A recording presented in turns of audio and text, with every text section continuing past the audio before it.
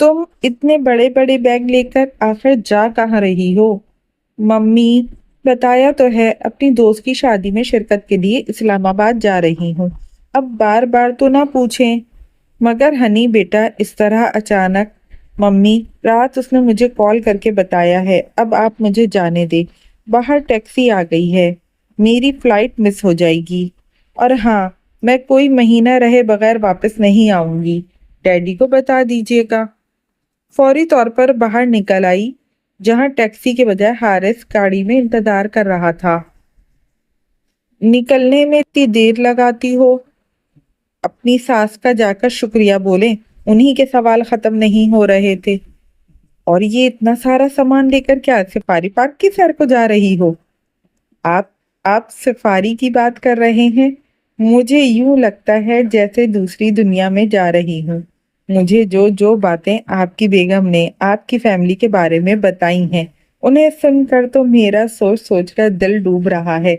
वहां कैसे रहूंगी? जब भी आपको फोन करूं, फौरन मुझे लेने आ जाइएगा। मुझे तुम्हारे फैसले से इंतहाई खुशी हुई है। मुझसे बहुत सी ज्यादतियां हुई हैं, मगर तुम्हारे और ताशफैन के रिश्ते में मेरी दिली ईमानदारी शामिल थी।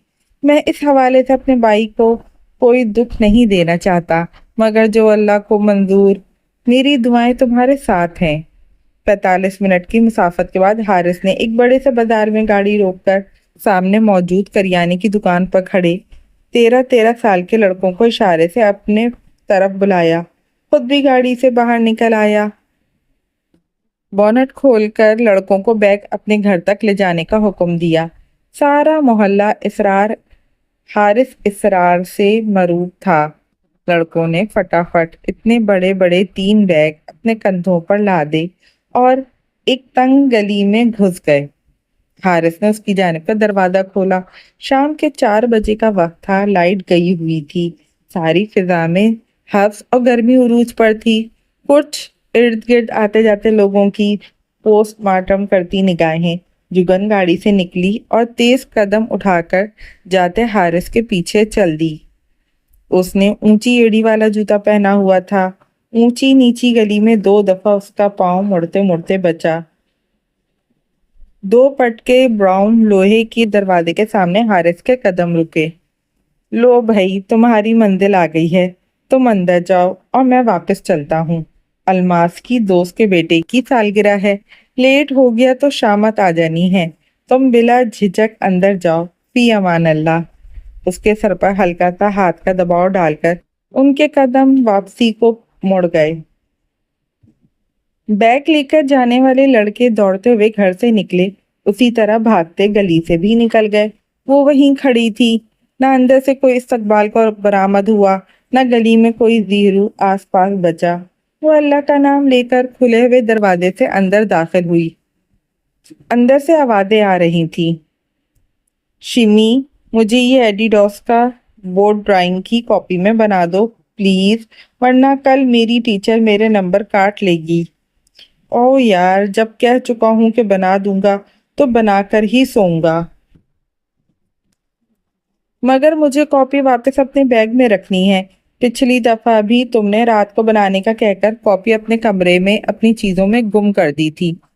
बस जो बात मुंह से निकल जाए ना, उसी पर उसी वक्त महल बनाकर दम लिया करो। इस वक्त अंधेरे में तुम्हारा सर स्केच करूं? क्या मुझे बिल्ली समझा हुआ है? अब के तीसरी आवाज आई। बिल्ली नहीं, बिल्ला, वो भी शाकाला, वही जो रास्ता काटता है। और तुम खुद क्या हो वो भी बता दो। मैं शहजादा गुलफाम हूँ। पड़ी ठंड कलेजे में। अभी भाई आ जाए ना, लक पता जाएगा। टीवी को गेंद मारकर स्क्रीन का क्या हशर किया है। जब जूते पड़ रहे होंगे तब बताना कहाँ के शहजादे हो। इस मसले का मेरे पास एक हल है।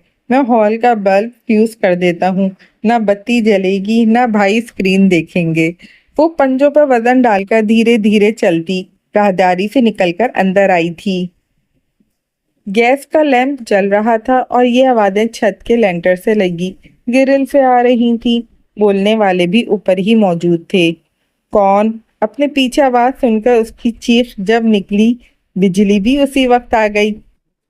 निस्वानी चीख ने ऊपर मौजूद आवाम को भी मुतवज्जो कर दिया था, मगर बत्तियां जलते ही वहां नजर आने वाली हिरनी को देखकर तीनों भाई आगे पीछे सीढ़ियों की जानिब आए।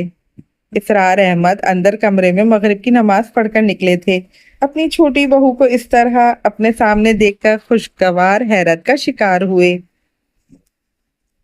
जुगन बेटी, तुम यहाँ अकेली आई हो?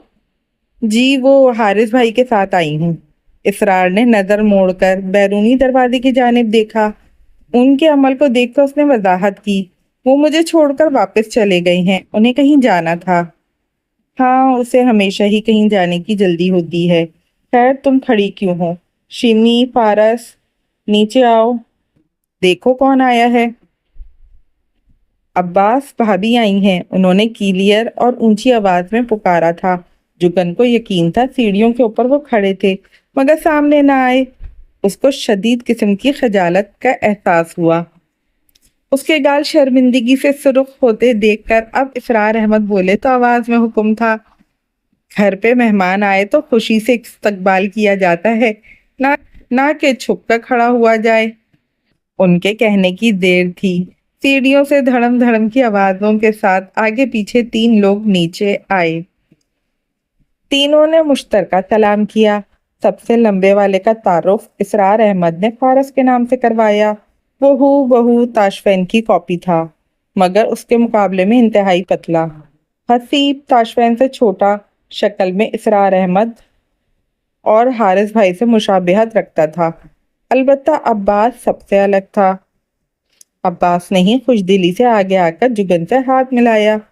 चंद पल अजीब सी अजनबी खामोशी के साथ वो सब लोग वहां खड़े होकर एक दूसरे से नजरें चुराते हुए करने को कोई बात ढूंढ रहे थे। यहाँ भी इसरार अहमद को ही बोलना पड़ा। बहन का सामान उठाकर अंदर कमरे में रखो, उसको बैठने के लिए कोई चीज पेश करो। क्या हो गया है? क्यों बुत बनकर खड़े हो? सबसे पहले फारस की जबान में खुजली हुई। क्या आप सामान लेकर आई हैं? जुगन ने मुजरिमों की तरह हाँ में गर्दन हिलाई। उसका भला क्या मतलब हुआ?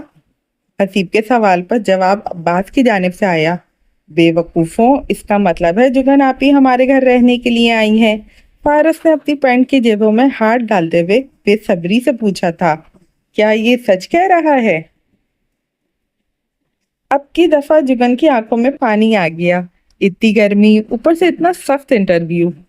अगर तुम लोगों को यहाँ खड़ी अच्छी नहीं लग रही हूँ तो क्या वापस चली जाऊं? तीनों भाई अपनी जगह साकित हुए। अब्बास आगे आकर उससे लिपट गया। Welcome home. दूसरे दोनों भी हरकत में आए। अब्बा, आप ही का सामान कहाँ रखना है? फिलहाल तो ड्राइंग रूम में रख दो, क्योंकि साहब जी का कमरा तो इस काबिल नहीं है। वो एसी वाले कमरे में रहती थी। ये कहना पड़ेगा कि इससे पहले इतनी गर्मी नहीं देखी थी। सबसे पहले उसने अपना रेशमी लिबास तब्दील करके सादा लॉन का सूट पहना।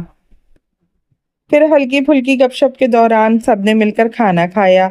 इसरार अहमद ने हसीब से कहकर मार्केट से बहन के लिए खाने को कुछ उसकी पसंद का ले आए, मगर जुगन ने इनकार करते हुए कहा कि जो घर में बना है वो भी वही खाएगी। फिर भी आलू गोश्त के साथ फारस तंदूर से रोटियां लेने गया तो आइसक्रीम और तिक्के वगैरह ले आया। घर में कुल 5 कमरे थे, एक हसीब और फारस का, एक अब्बा और अब्बास का, एक ताशफैन का, चौथा ड्राइंग रूम के तौर पर इस्तेमाल होता। एक फैमिली रूम था जहां टीवी रखा था। उसी एक कमरे में गर्मियों में एसी और सर्दियों में हीटर लगाकर सोते थे, मगर आज उस कमरे में सिर्फ जुगन का बिस्तर लगा। इसरार अहमद को तो वैसे भी एसी में नींद नहीं आती थी। वो सर्दी होती या गर्मी अपने ही कमरे में सोते। हसीब, फारस और अब्बास जुगन को सोता हुआ तस्वुर करके बाहर लाउंज में बैठकर गप्पे मारते हुए यही समझे हुए थे जैसे उनके और जुगन के दरमियान लोहे की दीवार हाइल हो, जो बाहर की आवाज अंदर नहीं जाने देगी। पर एक तो अजनबी माहौल, अजनबी जगह, अजनबी लोग, ऊपर से इतनी जोर जोर से आती आवाजें। रही सही कसर वो बदबू पूरी कर रही थी, जो इस वक्त कमरे में ना जाने पसीने से भीगी किस चीज से उभर रही थी। बड़ा सब्र करने की कोशिश की, मगर बेसूद। आखिर उठकर दरवाजा खोलना ही पड़ा। दरवाजा खुलने की आवाज पर लाउंज में एकदम खामोशी छा गई। तीनों की निगाहें उसी जाने उठी। खुले दरवाजे के दरमियान में खड़ी होकर वो तीनों को बारी बारी घूरते हुए बोली, इतने खामोश क्यों हो गए? प्रेस कॉन्फ्रेंस खत्म हो गई? अंदर कमरे में किसने अपने गंदे मोजे उतार कर फेंके हुए हैं? अगर ये साजिश इसलिए थी कि मुझे आते ही डरा दोगे और मैं आज की रात ही यहाँ से भाग जाऊंगी, तो जान लो मैं सर पर कफन बांध कर आई हूँ। अब्बास जल्दी जल्दी बोला, क्या आप भाई को अपने साथ ले जाने आई हैं? मुझे तुम्हारे भाई का अचार नहीं डालना, ना ही उनसे अपने मोहल्ले की सफाई करवानी है कि खास उनको लेकर जाऊंगी। फारस ने उसकी मालूमात में इजाफा करना जरूरी समझाना। वैसे तो हमारा सारा घर ही कोई खास साफ सुथरा नहीं है, फिर भी सबसे ज्यादा गंदा कमरा आपके मिजाजी खुदा का है, इसलिए उनको साथ ले जाकर भी कोई फायदा नहीं होने वाला। मौसूफ को सफाई से खास चिढ़ है, और और आपके कमरे में मोजे किसी साजिश के तहत नहीं रखे। हमारे घर में एक अदद चूहा घुसा हुआ है, उसको हसीब के गंदे मोजों की नायाब खुशबू से खास किस्म की एलर्जी है। जिस कमरे में मोजे मौजूद हों वो वहां जाना हराम समझता है। अब आप सोच लें, चूहे की कंपनी पसंद है या मोजों की खुशबू? जुगन की आंखें वहशत से फैल गईं। एक ही जश्न में भागकर उन लोगों के दरमियान सोफे पर पांव ऊपर करके बैठ गई। अगर ये चूहा अभी किसी साजिश का हिस्सा है तो याद रखना बड़ा पछताओगे। जिन चूहों को पकड़ने के 101 तरीके मालूम है। तीनों भाइयों ने एक वक्त में गर्दन मोड़कर उसे देखा, जो फैली आंखों से इर्द गिर्द जायजा ले रही थी। कुछ देर तक यूं ही चारों खामोशी से बैठे रहे। क्या अंकल सो गए? जी हाँ, वो अगर 9 बजे तक सोने के लिए ना लेटें तो फिर उनको बड़ी देर तक नींद नहीं आती। हसीब के बताने पर बेख्तियार उसकी नजर सामने क्लॉक पर गई, जहां 9:45 हो रहे थे। तुम्हारा भाई किस वक्त घर आता है? आमतौर पर तो 8 बजे तक आ जाते हैं, पर आज 6 बजे कॉल आई थी, कह रहे थे रात लेट आएंगे। मुझे डर लग रहा है। अब के बोलने वाले हसीब के बजाय फारस था। चूहे से फिक्र ना करें, वो सोफे पर नहीं चढ़ सकता। वैसे भी वो हसीब का पक्का दोस्त है, उसकी खातिर वो आपका एहतराम ही करेगा। या मुझे चूहे से एहतराम करवाने का कोई शौक नहीं है, और ना ही मैं उससे डरती हूँ। अगर अब चूहे का नाम भी लिया तो मैं निकलकर बाहर गली में बैठ जाऊंगी। पर खुद ही तो कह रही हैं आपको डर लग रहा है। क्या हसीब या बासी से डर रही हैं? अरे नहीं भाई, तुम्हारे बड़े भाई से डर रही हूँ। मुझे देखकर गुस्से में आ गए तो? अगर मुझे यहाँ से चले जाने का हुक्म दे दिया तो? क्या आप मेरे भाई को इतना इस कदर बदज़ौक़ और गैर मुहज़्ज़ब समझती हैं? फारस की बात के जवाब में वो जल कर बोली, नहीं नहीं, माशाल्लाह से बहुत ही तहजीब याफ्ता और सुलझे हुए इंसान हैं। बीवी को शादी वाले दिन ही अकेला छोड़कर भाग आए। ना जाने वो क्यों इतनी जज्बाती हो गई। उसके आंसू देखकर वो तीनों भाई टूटे हुए स्प्रिंग की तरह अपनी जगह से उछले। अरे आप तो रोने में लग गईं। माफ कर दें, मेरा मकसद आपकी दिलादारी करने का हरगिज नहीं था। उसने आंसुओं के दरमियान ही फारस को घूरा। तुम क्यों माफी मांग रहे हो? मेरा दिल तो तुम्हारे भाई ने दुखाया है। लाट साहब ने निकाह के बाद से पहली बात ही ये की निकाह के बाद से पहली बात ही ये की कि निकाह मेरी मर्जी से नहीं हुआ, ना मैं तुम्हें पसंद करता हूँ। भला कोई ऐसा भी करता है? अलमास से शूसते, मुझे तो दरमियान में ना घसीटते, ना मुझे खुद को समझने का मौका दिया, ना मेरे दिल की सुनी। बस खुद ही मुझे कठेरे में खड़ा करके खुद ही वकील बन गए, और फिर खुद ही जज बनकर फैसला भी सुना दिया। कहने लगे कि तलाक लेनी हुई तो मेरे वकील से राब्ता कर लेना। कोई पूछे, उस वक्त तुमसे शादी किए भी 24 घंटे भी नहीं हुए, मैं तलाक लेने का क्यों सोचती? और अगर मुझे तलाक ही लेनी थी तो उससे शादी ही क्यों करती?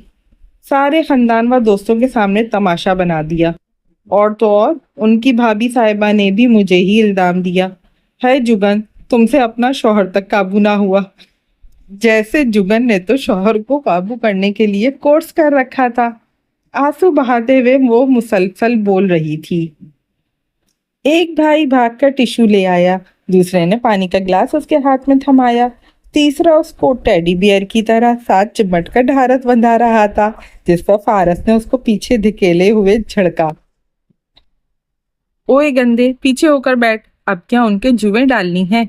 जुगन के टिश्यू से नाक पोंछते हाथ वहीं साकित हो गए। बोली तो आवाज में बेयकीनी थी, किसको जुएं पड़ी हैं? ये मोटे गंदे को, जो साल में सिर्फ एक मर्तबा नहाता है। हसीब के कहने पर उसने शर्मिंदा सी नजर आते अब्बास को देखा, जिसने जुगन को सफाई पेश करना जरूरी समझी।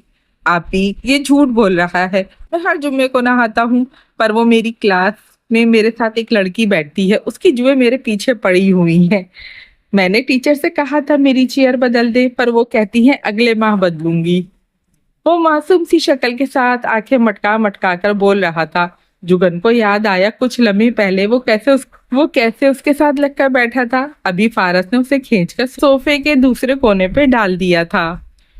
उसके दिल को कुछ हुआ, हाथ बढ़ाकर अब्बास को अपनी जानिब बुलाया। वो भी जैसे बस इशारे का मुंतजर था, फट से अपनी पहली पोजीशन में आ गया। पहले गंदी जुराबें, फिर चूहा और अब जुए। और भी कुछ खतरनाक खबर रह गई हो तो अभी बता दो।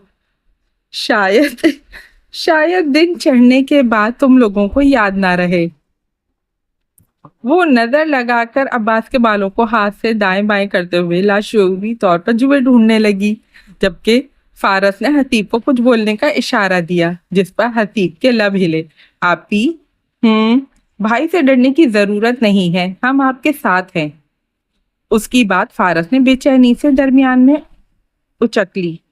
आपने बस उनको इग्नोर करना है, ये एहसास बिल्कुल नहीं देना कि आप उनकी खातिर यहाँ आई हैं। बस आप अपने भाइयों की फरमाइश पर रहने को आई हैं, यही उनको बताना है। फिर देखिएगा साहब बहादुर के दिल पर क्या क्या बीतेगी। शादी के बाद कई दफा दुखी गाने सुनते हुए पाए गए हैं। पहले दिन के 24 घंटे अलर्ट रहते थे, अब कई दफा पर डे ड्रीमिंग करते हुए रंगे हाथों पकड़े जा चुके हैं। पूछने पर गहरी सांस भरकर मौजू बदल जाते हैं। पर अपने भाई के होते आपको टेंशन लेने की जरूरत नहीं। अगर मुझे हकीकत का इल्म होता तो मैं कब का खुद जाकर आपको घर से ले आया होता। अब आप सो जाएं, मैंने भी कल यूं जाना है। हाँ हाँ, तुम लोग सो जाओ जाकर, मैं जरा अब्बास के सर का जायजा लेना चाह रही हूँ। किस कदर बेदर्दी से तुम लोगों ने उसको गंदा बोला है। और थैंक यू आप दोनों का, सॉरी मैं थोड़ी जज्बाती हो गई थी। दोनों मजीद कुछ कहने की ख्वाहिश दिल में लिए अपने कमरे की जानिब बढ़ गए। वो वहीं बैठी अब्बास की जुएं निकालती रही। ना जाने कितना वक्त गुजर गया। वो चौंकी जब अब्बास के खराटे गूंजने लगे। वो अपना आधा वजन उसकी गोद में डालकर सोया हुआ था, टांगे सोफे के दरमियान एंड को मिल रही थी। जुगन ने अपना हाथ टिश्यू से साफ किया, एक नजर क्लॉक पर डाली। रात का 1:30 बज रहा था और वो अभी तक घर नहीं आया था। इस घर और इसके मकीनों के बारे में सोचते हुए ना जाने कब उसकी आंख लग गई। मासूम चेहरा, नीची निगाहें, भोली सी लड़की, भोली अदाएं। ना अप्सरा है ना वो परी, लेकिन उसकी जादूगरी दीवाना कर दे वो, एक रंग भर दे वो, शर्मा के देखे जिधर। गाड़ी जूं ही उसके बाजार में दाखिल हुई स्पीड कम हो गई। अलबत्ता उदित नारायण अब भी कह रहा था, करता हूँ उसके घर के मैं फेरे, हंसने लगे हैं अब दोस्त मेरे। सच कह रहा हूँ उसकी कसम, मैं फिर भी खुश हूँ। बस एक गम है, जिसे प्यार करता हूँ मैं, जिस पे मरता हूँ उसको नहीं है खबर। घर से निकलते ही कुछ दूर चलते ही रास्ते में है उसका घर।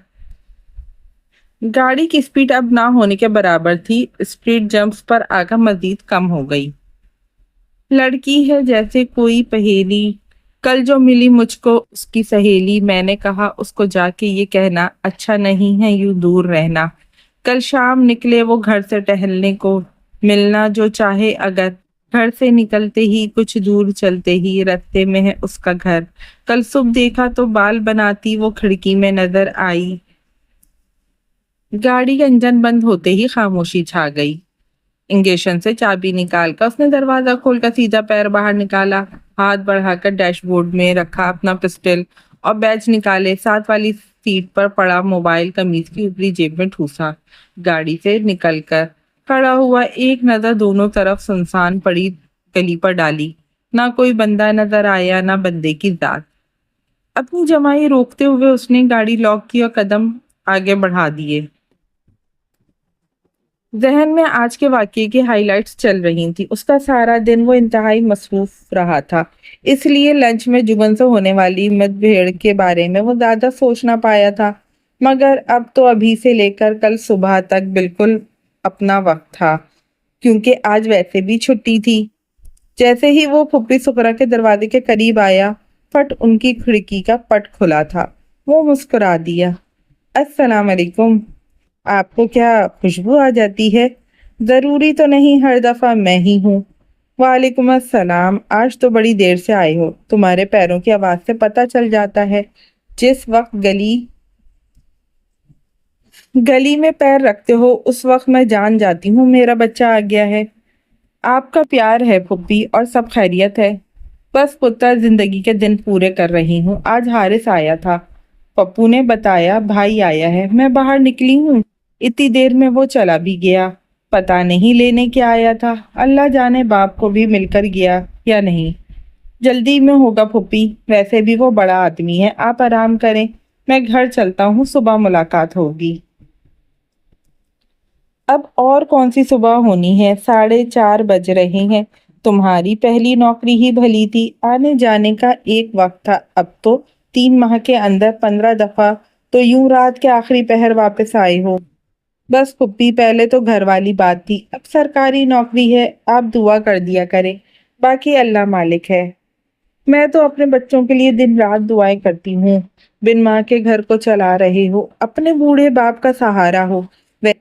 ویسے میں دن میں آؤں گی تمہارے باپ کے پاس، اب تمہاری شادی بھی ہو جانی چاہیے، میری نرگس سے تم بس 2 مہینہ بڑے ہو، اب خیر سے اس کی بھی شادی جلد ہی کر دینی ہے۔ وہ دل ہی دل میں جل تو جلال تو پڑھنے لگا۔ اچھی بات ہے، آئیے گا دن میں گپ لگائیں گے، ابھی میں بڑا تھکا ہوا ہوں پھپھی، آرام کروں گا، اللہ حافظ۔ اس نے قدم ایک دفعہ پھر آگے بڑھا دیے۔ اپنے گھر کے باہر والا بلب آج خلاف معمول بند ملا۔ چابی سے دروازہ لاک کھولا، ساتھ ہی دھیرے سے ایک پٹ اتنا وار کیا جس سے اندر آ پاتا، اپنے پیچھے دروازے کو دوبارہ لاک کرتے ہوئے آگے بڑھا۔ لاؤنج کا پنکھا اور لائٹ جل رہی تھی۔ اندر آتے ہی نظر سیدھی صوفے پر بکھرے نسوانی وجود پر پڑی۔ قدم ساکت ہوئے، نظریں بے یقین۔ ہلکے پیلے اور سفید پرنٹ سوٹ کا دوپٹہ آدھا نیچے لٹک رہا تھا، آدھا اس کے سینے پہ پڑا تھا، چہرہ بالوں کی اوٹ میں چھپا تھا۔ وہ خود اس حالت میں پڑی تھی کہ ایک ٹانگ صوفے سے نیچے لٹک رہی تھی، دوسری دھوری ہوئے صوفے پہ دھری تھی جس پر عباس کا سر رکھا تھا، خود اس کا سر صوفے کی ٹوہ مطلب بیک پر رکھا تھا۔ تاشفین کے لیے یہ منظر عجیب و غریب تھا۔ سامنے پڑی لڑکی کو دیکھ کر اگر وہ یہ سوچتا کہ شاید کسی غلط گھر میں آ گیا ہوں تو اسی وقت عباس کی وہاں موجودگی پہ غلط فہمی دور کر دیتی تھی۔ یقین تھا کہ وہ اپنے ہی گھر میں ہے، مگر سوال یہ اٹھتا ہے کہ یہ کون ہے؟ ماتھے پر الجھن کی شکن لے کر آگے آیا، پسٹل، چابی اور بیج سینٹرل میز پہ رکھا، کچن میں جا کر ہاتھ دھوئے، فریج میں سے اپنے لیے ٹھنڈے پانی کا گلاس نکالا، وہیں اسٹول پہ بیٹھ کر گھونٹ گھونٹ پانی پیا۔ اس خاتون کے بالوں کا رنگ اور لمبائی اس کے اندر خطرے کی گھنٹیاں بجا رہی تھی، کیونکہ شادی والے دن اس کے بال نہیں دیکھے تھے، پر آج ہی وہ اس سے دوبارہ ملی تھی۔ اس کے بال باب کٹ تھے، کالے بالوں میں کہیں کہیں گہری سرخ شیڈ آتی تھی، اور صوفے والی کے بال چھوٹے اور بلب کی روشنی میں مزید سرخ نظر آ رہے تھے۔ کچن سے نکل کر وہ فارس لوگوں کے کمرے میں گیا، کمرہ خالی تھا۔ اے سی والے کمرے میں گیا تو دونوں کو کارپٹ پہ بے خبر پایا۔ دونوں سونے کو تو اپنے کمرے میں ہی گئے تھے، مگر گرمی اور حبس نے مت ہی مار دی تو دونوں وہاں سے بھاگ آئے۔ دروازہ بند کر کے ابا کی طرف آیا، جہاں پہلے سے ہی بتی جل رہی تھی، جس کا مطلب تھا کہ وہ جاگ رہے ہیں۔ السلام علیکم ابا جی۔ وعلیکم السلام، کھانا کھاؤ گے؟ نہیں، میں نے شام کو کھا لیا، آپ کو تو کسی چیز کی ضرورت نہیں؟ نہیں یار، میں ٹھیک ہوں، بس وہ عباس کو اٹھا کر اندر ڈال دو، باہر گرمی ہے۔ وہ اپنے چرپائی پر اینک لگا کر بیٹھے ہوئے تھے، آگے ریہل میں قرآن دھرا تھا۔ ابا جی بولو۔ اس کو سمجھ نہ آیا کیا کہے۔ کیا باہر صوفے پر میری بیوی ہے؟ انہوں نے سر اٹھا کر نہیں دیکھا تھا، پر جب وہ کچھ نہ بولا تو ابا جی نے خود ہی اس کی مشکل آسان کر دی۔ جگن شام 4-5 بجے کی آئی ہوئی ہے، اس کو حارث چھوڑ کر گیا ہے۔ اپنے ساتھ جتنے بیگ لائی ہے ان سے تو ایسا ہی معلوم ہوتا ہے کہ رہنے آئی ہے۔ وہ دروازے کے فریم میں ٹیک لگا کر کھڑا تھا، ابھی تک بے یقینی غالب تھی۔ کیا آپ نے اس سے پوچھا ہے کہ وہ یہاں کیوں آئی ہے؟ آواز سرگوشی سے کچھ بلند ہوئی۔ ابا نے اینک فریم کے اوپر سے پل کے پل بیٹے کے چہرے کو دیکھا جس پر سنجیدگی رقم تھی۔ گھر کا مکین آئے تو اس سے یہ نہیں پوچھا جاتا کہ وہ کیوں آیا ہے۔ کیا اب بھی میں نے تم سے پوچھا کہ تم یہاں کیوں آئے ہو؟ میرا تو یہ گھر ہے، مجھ سے یہ سوال بنتا نہیں۔ اگر یہ تمہارا گھر ہے تو وہ تمہاری بیوی ہے، یہ اس کا بھی اتنا ہی گھر ہے جتنا تمہارا یا اس گھر کے کسی اور فرد کا۔ اس موضوع پر بات کرنے کو بڑا وقت پڑا ہے، تھکے ہوئے آئے ہو، جا کر آرام کرو۔ اگر ہو سکے تو جگن اور عباس دونوں کو جگا کر کمرے میں سونے کا بولو، یہاں ان کی نیند پوری نہیں ہوگی، خاص کر جگن کی۔ وہ واقعی اس وقت بحث نہیں کر سکتا تھا، اس لیے وہیں سے مڑ گیا۔ عباس کو اٹھا کر حسیب اور فارس کے ساتھ کارپٹ پر ڈالا۔ اپنے کمرے میں جا کر اس نے ایئر کولر میں پانی بھر کر اسے آن کیا، بیڈ کی چادر جھاڑ کر دوبارہ بچھائی، سرہانہ ٹھیک کر کے رکھا۔ واپس باہر آیا تو وہ ویسی کی ویسی لیٹی ہلکے خراٹے لے رہی تھی۔ اس نے اپنی زندگی میں خراٹے لینے والی عورت یا سرے سے کوئی عورت اتنی بے فکری سے پڑی سوتی ہوئی قریب سے نہیں دیکھی تھی۔ یہ اس کی زندگی کا پہلا تجربہ تھا۔